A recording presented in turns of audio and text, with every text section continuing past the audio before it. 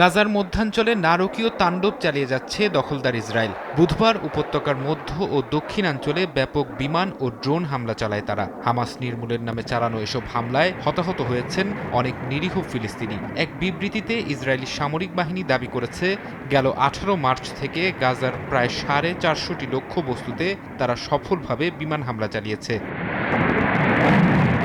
গাজায় ইসরায়েলি আগ্রাসনের জবাবে রকেট হামলা চালিয়েছে হামাস। বুধবার ইসরায়েলের দক্ষিণাঞ্চল লক্ষ্য করে কয়েকটি রকেট ছড়ে ফিলিস্তিনের স্বাধীনতাকামী সংগঠনটি।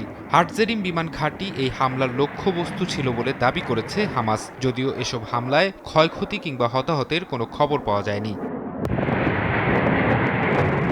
উপত্যকা জুড়ে ইসরায়েলি হামলায় নতুন করে বাড়ছে বাস্তুচ্যুত মানুষের সংখ্যা। জাতিসংঘ জানিয়েছে, গেল এক সপ্তাহে প্রায় 1.5 লাখ ফিলিস্তিনি মাথার ওপর থেকে ছাদ হারিয়েছেন। পাশাপাশি তারা খাবার, বিশুদ্ধ পানি ও জরুরি সরঞ্জামের তীব্র সংকটের মুখে পড়েছেন। জাতিসংঘ মহাসচিবের মুখপাত্র স্টিফেন ডুজারিক জানান, ইসরায়েলের জোরপূর্বক সরে যাবার নির্দেশের কারণে উপত্যকায় নিরাপদ আশ্রয় প্রতি মুহূর্তে কমে যাচ্ছে।